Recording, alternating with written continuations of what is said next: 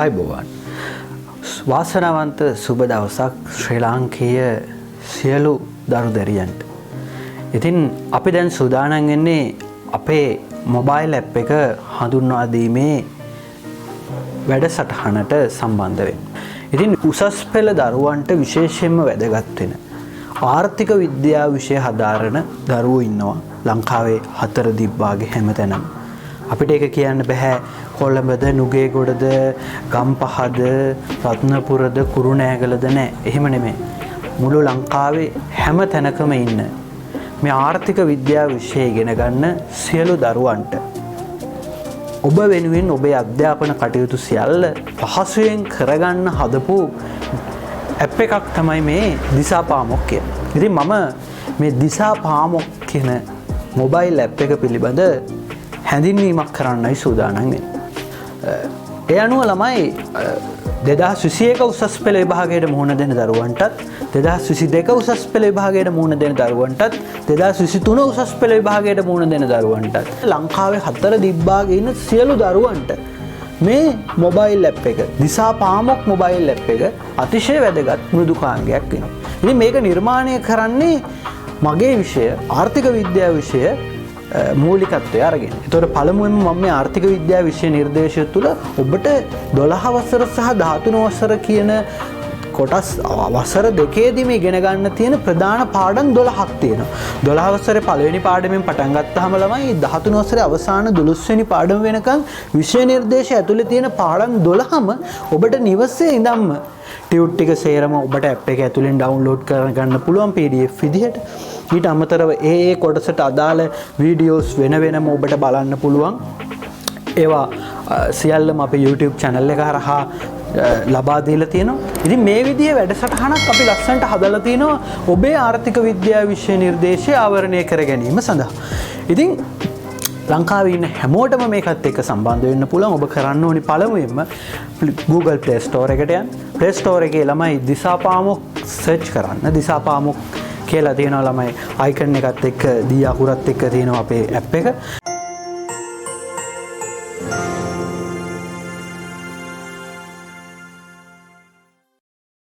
App එක download කරගන්න. ළමයි ඇප් එකට ඔබ ඇප් එකට ඇතුළට එනවත් එක්කම ඔබේ සම්පූර්ණ විස්තර නිවැරදිව ලබා දෙන්න. මොකද අපිට ඉදිරියේදී අපි බලාපොරොත්තු වෙනවා ඔබට අවශ්‍ය නිබන්ධන ඒ සියලු දේවල් ඔබේ නිවසටම ලබා දෙන්න පුළුවන් විදිහේ වැඩපිළිවෙලක් හදන්න. මොකද දීර්ඝ කාලීනව අපි ඉස්සරහට යනකොට ඔබට අවශ්‍ය සියලු දේවල් ඔබේ නිවසටම ලබා දෙන්න. ඒ නිසා ඔබ ඒ තියෙන ඔබේ ඩීටේල්ස් ටික දෙනකොට ඔබ ඒ ටික සම්පූර්ණ නිවැරදිව සම්පූර්ණ පුරවන්න වැඩ කරන මොබයිල් නම්බර් එකක් දෙන්න. ඒ වගේම ඔබේ ඇඩ්‍රස් එක, එතකොට ඔබ ඉන්න පළාත, ඔබේ දිස්ත්‍රික්කය, ඔබට ආසන්නම නගරය, ඒ සියල්ල ඔබ ලබා දෙන්න. මොකද ඒවා අතිශය වැදගත්. අපිට අපේ සිස්ටම් එක ඇතුළට ඒ ටික ගත්තාම අපිට ඉස්සරහට ඔබ වෙනුවෙන් ඒ ටික ඔබේ පහසුව සඳහා අපිට අතිශය වැදගත් වෙනවා. ඉතින් මුලින්ම මේ ඇප් එක ඩවුන්ලෝඩ් කරගත්තට පස්සේ ඔබට මේ උසස් පෙළ විෂයක් විදිහට තියෙන ආර්ථික විද්‍යාව. මේ ආර්ථික විද්‍යාව විෂයේ 12 වසර සහ 13 වසර විෂය කොටස් සියල්ල මේ ඇප් එක ඇතුලේ තියෙනවා. right lesson 1 එකේ ඉඳන් 6 එක වෙනකම් පළවෙනි පාඩමේ ඉඳන් 6 වෙනි පාඩමට එනකම් ප්‍රධාන කොටස් ටික තියෙන්නේ 12 වසරේ පාඩම් ටික. අපි දන්නවා පළවෙනි පාඩම ආර්ථික විද්‍යාවේ මූලික ආර්ථික ප්‍රශ්න විසඳ ගන්න විකල්ප තුලනාත්මක ක්‍රම පිළිබඳව අධ්‍යයනය කරනවා. දෙවෙනි ප්‍රධාන පාඩමේදී ඉල්ලුම සැපයුම සමතුලිතයේ නම්‍යතාව පිළිබඳව කතා කරනවා. ඊට පස්සේ තුන්වෙනි ප්‍රධාන පාඩම් එකේදී වෙළඳපළට රජයේ මැදිහත් වීම යටතේ උපරිම මිල සීමා, අවම මිල සීමා, බදු සහනාධාර, මිල ස්ථායීකරණ ඔවා ගැන අධ්‍යයනය කරනවා. හතරවෙනි ප්‍රධාන පාඩම් එකකේදී නිෂ්පාදන පිරිවැය සහ වෙළඳපළ ව්‍යුහ ගැන කතා කරනවා. පස්වෙනි ප්‍රධාන පාඩම් එකකේදී ලංකාවේ ජාතික ගිණුම් ගැන කතා කරනවා. කොහොමද අලුතින් ජාතික ගිණුම් හදන්නේ ඒ සියල්ල.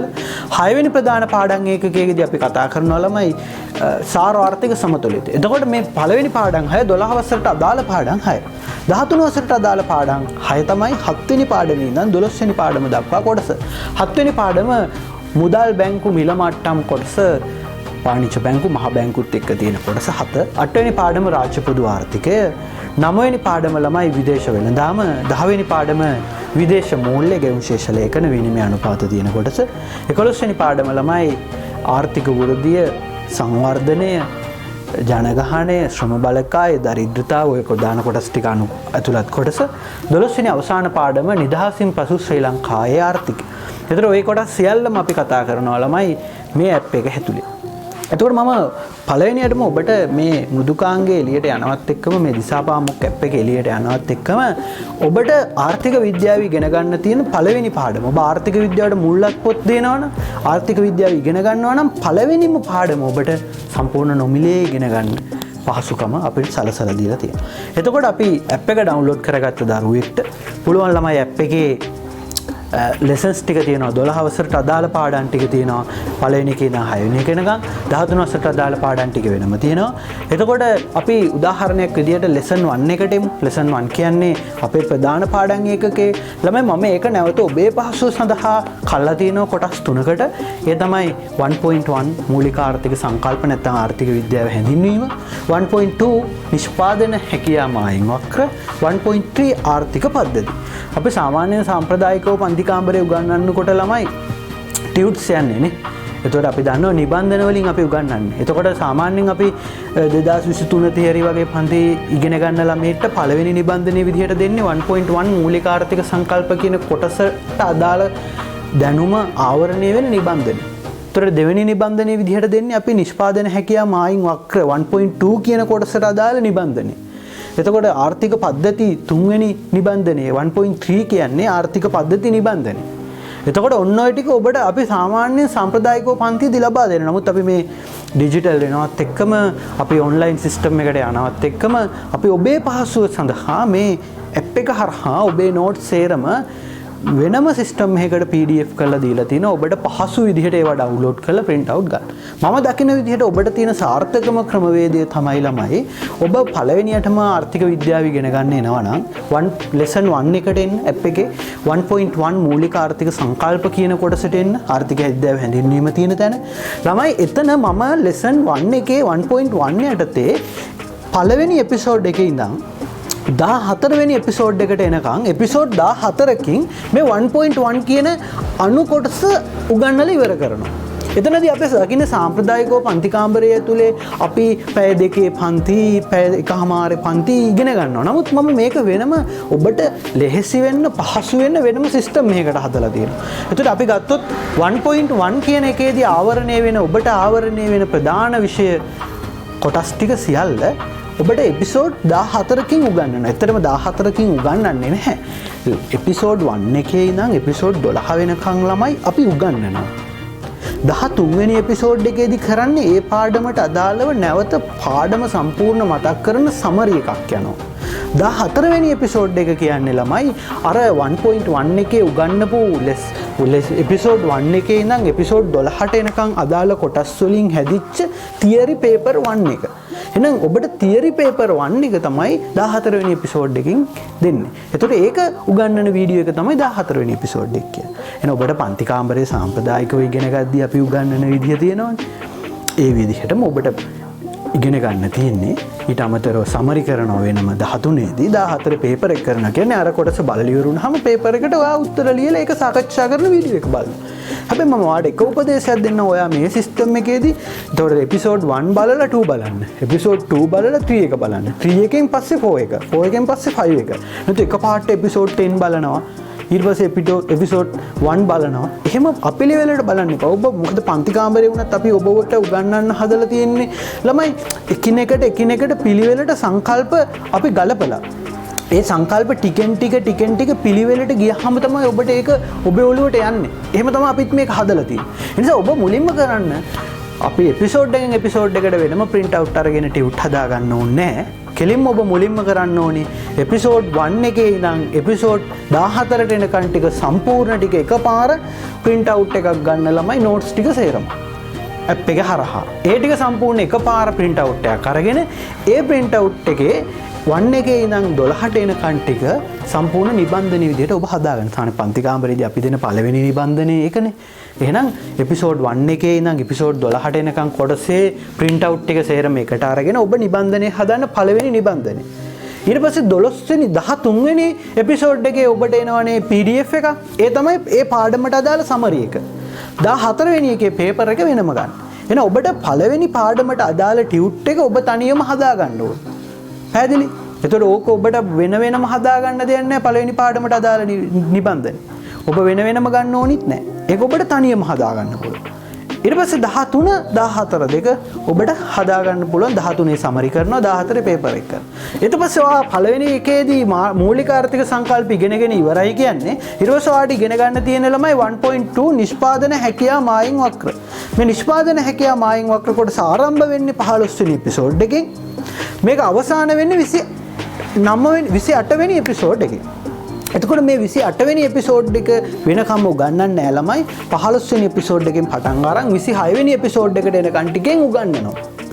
27 වෙනි එපිසෝඩ් එකේදී නිෂ්පාදන හැකියාව මායිම් වක්‍ර කොටස නැවත සමරි කරලා ඔබට නැවත මතක් කරලා දීලා 28 වෙනි එපිසෝඩ් එකකින් හැකියාව මායිම් කොටසට අදාළ පේපර් එක සාකච්ඡා කරනවා. ඒ හැකියාව මායිම් කොටස ඉගෙන ගන්නවා නම් ඔබ කරන්න ඕනි ලෙසන් 1 එකේ 1.2 නිෂ්පාදන හැකියාව මායිම් වක්‍ර කොටසට ඇවිල්ලා ඒ හැකියාව මායිම් වක්‍ර කොටසේ තියෙනවා ළමයි එපිසෝඩ් 15 ඉඳන් 26ට එනකම් කොටසේ සම්පූර්ණ නෝට්ස් ටික නිබන්ධනයේ සම්පූර්ණ PDF කළ. ඒ PDF ටික සේරම ඩවුන්ලෝඩ් කරලා ඔබේ අතට ගන්න print out එක. ඒතකොට සාමාන්‍යයෙන් යම්කිසි සැලකිය යුතු පිටු ප්‍රමාණයක් එයි. අන්නේ print out ටික සේරම එකට ගත්තාම ඔබට ලැබෙනවා නිෂ්පාදන හැකියාව මායිම් වක්‍ර කොටසේ ටියුට් එක. ඒ ටියුට් එක අරගෙන ඔබ 15 වෙනි එපිසෝඩ් එකේ ඉඳන් 26 වෙනි එපිසෝඩ් එකට එනකම් තනිවම ඉගෙන ගන්න. ළමයි අපි කිසිම දෙයක් මගහරවලා නැහැ. ඔබට පන්ති කාමරේ දෙන දැනුම ඒ විදිහට හැමෝම ඔබට ලබා දෙන්න පහසුකම් හදලා තියෙනවා. ගණන් ටික හදනවා, නිර්වචන පාඩම් කරනවා. හරි ඒව සරලව උගන්වනවා. ඔය සේරම මොක ඇතුලේ තියෙනවා අපි. කිසිම දෙයක් මගහරලා නැහැ. හැබැයි ඔබට තියෙන යුතුයකම ඔබ ඒව බලනකොට ආවට ගියාට බලන්න එපා. ඔබ හැකියාවමින් ඉගෙන ගන්නවා නම් 15 වෙනි එපිසෝඩ් එක බලලා ඊට පස්සේ 16 වෙනි එපිසෝඩ් එක බලන්න. 16 බැලුවට පස්සේ 17. 17 බැලුවාම 18. 18න් පස්සේ 19. එහෙම පිළිවෙලට එපිසෝඩ් ටික බලාගෙන එනකොට හැකියාවමින් ටික ඔබට නිකම්ම පුළුවන් වෙනවා. ඊට පස්සේ කෙලින්ම 27 වෙනි එපිසෝඩ් එකේ සමරිය නැවත බලන්න පාඩම මුලින් අග වෙනකන් සාකච්ඡා කරනකොට 28 පේපර් එක සාකච්ඡා කරලා ඉවර කරනවා. ඒ වගේම මම තව සාම්පල් එකක් ගන්නම්. ඔයා 1.3 ආර්ථික පද්ධති කොටස ඔයා ඉගෙන ගන්නවා නම් මුලින්ම ඔයා ආර්ථික පද්ධති 1.3 කොටස ආවරණය වෙන්නේ ලෙසන් 1 එකේ 1.3 යටතේ එපිසෝඩ් 29න් පටන් ගත්තාම 41ට එනකන් ආර්ථික පද්ධති. හැබැයි 39ට එනකන් විතරයි ළමයි අපි උගන්වන්නේ.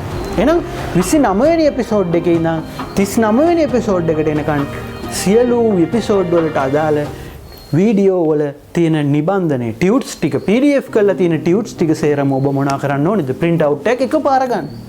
අරගත්තාම ඔබට ඒ සේරම print out ටික එකට ගත්තාම එපිසෝඩ් 29 30 31 32 33 34 35 36 37 38 39 එනකන් ටික ගත්තාම ඔන්න ආර්ථික පද්ධති ටියුට් එක නිකම්ම ඉබේ හැදෙනවා. අන්නේ ටියුට් එක ඔබ තනියම හදාගෙන ඒ ටියුට් එක ළඟ තියාගෙන ඔබ ආර්ථික පද්ධති ඉගෙන ගන්න 29 වෙනි එපිසෝඩ් එකේ ඉඳන් 39 එනකන් මුල ඉඳන් අග වෙනකන් බලන්න. ඊට පස්සේ ඒක පුළුවන් වෙනවා ඔබට නිකම් ඉබේම පුළුවන් වෙනවා. 40 දී ඔබට නැවත ආර්ථික පද්ධති පාඩම සමරි කරනවා. 41 දී ආර්ථික පද්ධති පාඩමට අදාළ තියරි පේපර් 3 එක සාකච්ඡා කරන වීඩියෝ එක තියෙනවා. එහෙනම් ඔබ මේ පේපර් එක කරන්න ඕනේ අර ටික සේරම ඉවරුනාට පස්සේ. ඒතර ආර්ථික පද්ධතිත් අර විදිහමයි. ආවට ගියාට උඩින් පල්ලෙන් වාඩ වෙළඳපොළ ආර්ථිකය ඉගෙන ගන්න ඕනේ කියලා ඒක බලන්න එහෙම යන්න එපා.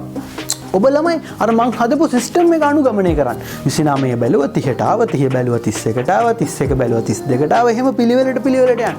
ඔබට නිකම්ම මේ විෂය නිර්දේශය තුල ඇතුලේ තියෙන පාඩම් ටික ආවරණය කරගන්න පුළුවන්. ඒතකොට මම ඔබට මුළු ලංකාවටම මේ පළවෙනි පාඩම ලෙසන් 1 එකේ තියෙන සම්පූර්ණ කොටසම සාමාන්‍යයෙන් අපි පන්ති කාමරේ උගන්වන්න ගියොත් ළමයි මාස 5ක 6ක කාලයක් සමහරලාට මේ කොටස උගන්වන්න යනවා. මේ ටික සම්පූර්ණ නිබන්ධන ටිකයි වීඩියෝ ටිකයි සේරම ටෝටලි ෆ්‍රී ඔබට ලබා දෙනවා ඔබේ අතට. එහෙනම් ඔබේ යුතුයකම තමයි මේ ජාතිය වෙනුවෙන් මේ අනාගතය වෙනුවෙන් හරියට ඉගෙන ගන්න. ඉතින් අපි ලොකු වැඩසටහනක් ආරම්භ කරලා ආරම්භක අවස්ථාව තමයි මේ ඔබට එළියට දැම්මේ. ඉතින් මේ විදිහට මම දිගටම ඇප් එක හරහා lesson 2, lesson 3, lesson 4, lesson 5, lesson 6 ඒ සේරම දෙනවා.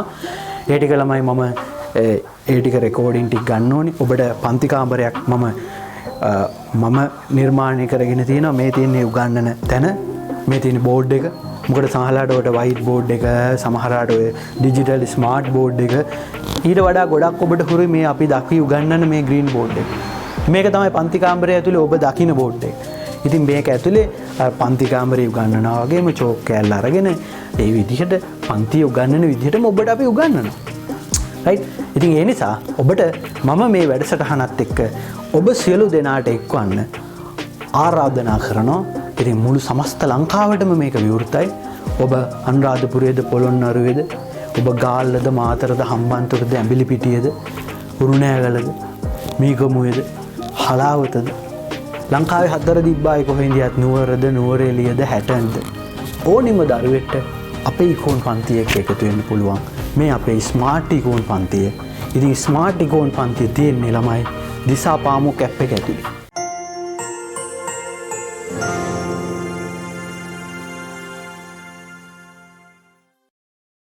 ඉතින් මේ ආරාධනාව ඔබ සියලුම දෙනාට දිසාපාමොක් මොබයිල් ඇප් එක ඩවුන්ලෝඩ් කරගෙන අපේ විෂය නිර්දේශයේ ඉගෙන ගන්න තියෙන සියලු විෂය කොටස් ටිකෙන් ටික සරලව ඉගෙන ගමු. එහෙනම් මම මේ ඔබට සම්පත් දායකත්වය දෙන්න. මුලින්ම අග වෙනකම් මේ විෂය නිර්දේශය උගන්වන මම ආර්ථික විද්‍යාව විෂය උගන්වන අශෝක මුණසිංහ ගුරුවරයා. ඉතින් ඔබට මොනවා හරි විෂය සම්බන්ධව ගැටලුවක් ආවොත් එතනින් එහාට මේ මොබයිල් ඇප් එකේ මොනවා හරි සම්බන්ධ ප්‍රශ්නයක් ආවොත් අපේ කන්ටැක්ට්ස් නම්බර්ස් සේරම තියෙනවා ළමයි. ඇතුළට ආවහම සේරම ෆෝන් නම්බර්ස් තියෙනවා. ඒවට කතා කරන්න. ඒතර ඉස්සරහට තියෙන අඩුපාඩු හදාගෙන ඕගොල්ලන්ගේ තියෙන අදහස් අපිට යොමු කරන්න. මොකද මේක අලුත් දෙයක්. මම හිතන්නේ ලංකාවේ ප්‍රථම වතාවට මේ වගේ දෙයක් එළියට යන්නේ. ඉතින් ඔබට මම ආරාධනා කරනවා ඔබේ අලුත් අදහස් තියෙනවනේ ඒව අපිට දෙන්න. අපේ වැරදි අඩුපාඩු දුර්වලතා තියෙනවනම් අපිට කියන්න. අපි ඒව හදාගෙන ඉදිරි ගමන ලස්සනට යන්න. ඉතින් සියලුම දෙනාට වාසනාවන්ත සුබ දවසක් වේවා කියලා ප්‍රාර්ථනා කරනවා.